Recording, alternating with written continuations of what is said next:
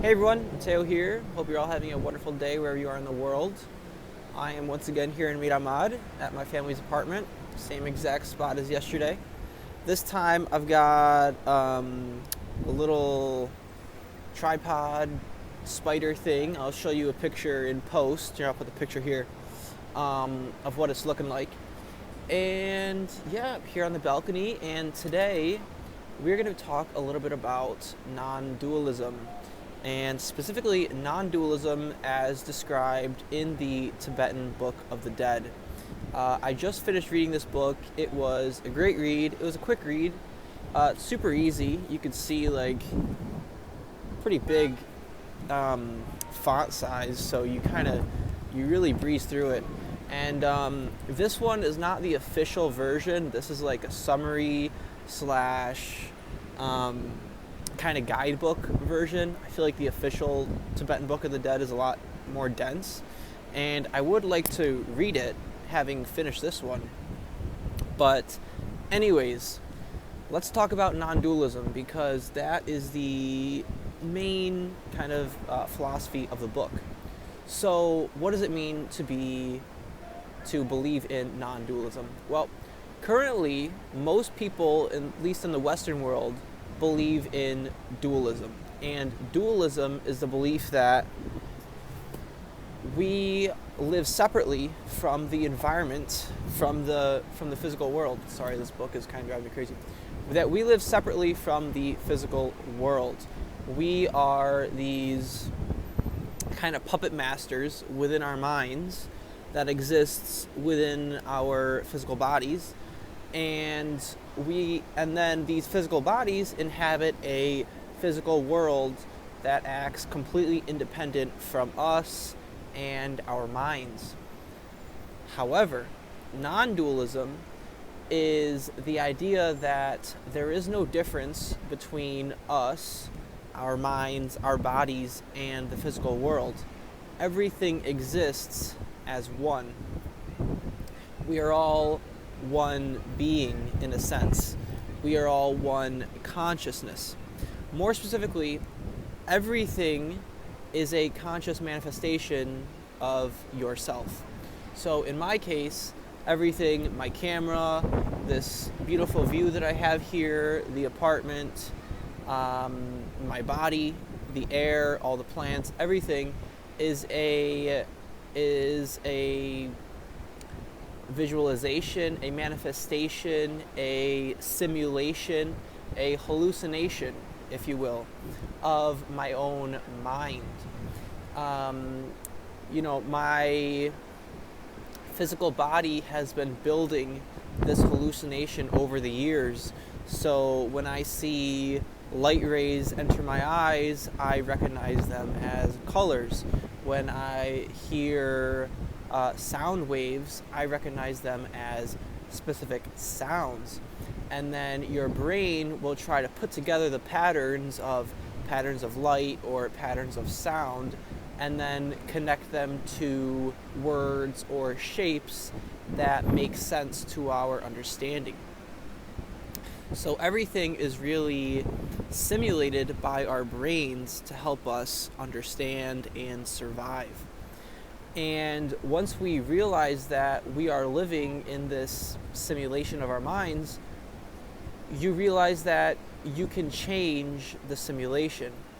And the key to changing the simulation is to change your thought patterns and change your perspective, change the way that you look at the world. And I'll give you an example. If you wake up and you have a very negative outlook on the world, perhaps you didn't sleep very much that night, or you didn't have a very healthy meal, then you might wake up and everything that you'll notice in the world is negative. You'll be very short-tempered, and the world around you will be perceived as a unhappy place to live in. However, if you wake up and you are very appreciative of your surroundings, and you are very open-minded, and you come at the world from a more positive outlook, then you're going to notice all of the positive things in your world, and you're going to have a much more pleasant experience throughout your day just by changing your perspective on the world around you and your life. And this is actually very powerful due to the placebo effect. For example, if you look in the mirror and you tell yourself every day how beautiful you are, then you're naturally going to see yourself as beautiful eventually. Maybe you don't believe it at first, but the more that you tell yourself that, and the more you say, you know what, I really like the way that my eyes look, or I really like the way I look when I have this on, and wow, that's really nice about me. I like when I do that. Then you're going to start to love yourself more. Even if you already have a negative, kind of depressed outlook, it's important to practice those things to try to swing the pendulum in the other direction. So anyways, what does this have to do with the Book of the Dead? Basically, the theory that they developed in Tibet is that nothing in life is actually real. All of this is a manifestation of our minds, of our base consciousness. Everything is kind of like a dream, except normally when you dream, when you're in the dream, you believe that it's real, and you go throughout the dream and you manifest different things based on your mind. And if you've ever had a lucid dream, then you can experience what it's like to almost have superpowers and be able to manifest things in your dream. But then you wake up and you realize, oh, that doesn't feel as real as waking life.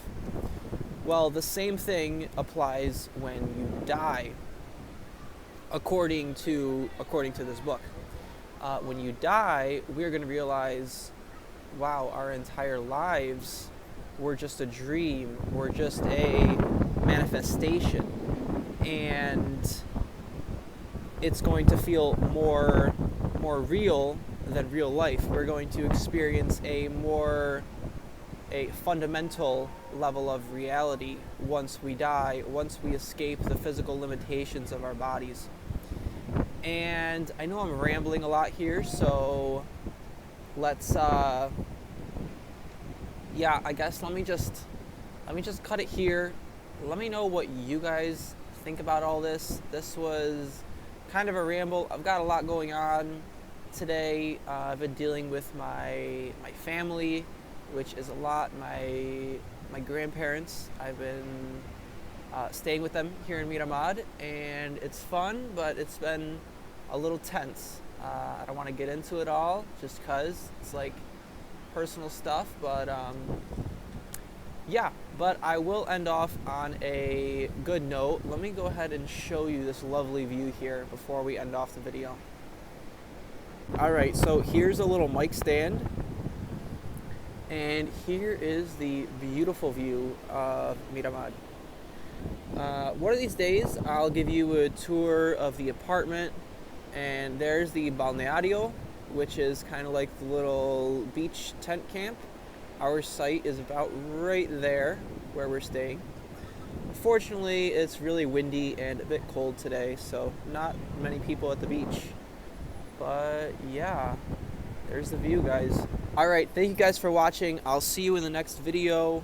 Sorry this video was a bit of a ramble. I'm going to try to get better about, vlogging and storytelling and talking, I guess, because I'm just not used to talking on camera like that. So hopefully, as I do these every day, they will get better and better as time goes on. Subscribe if you want to come along for the journey with me, and I'll see you in the next video. Hope you have a great day. Peace out.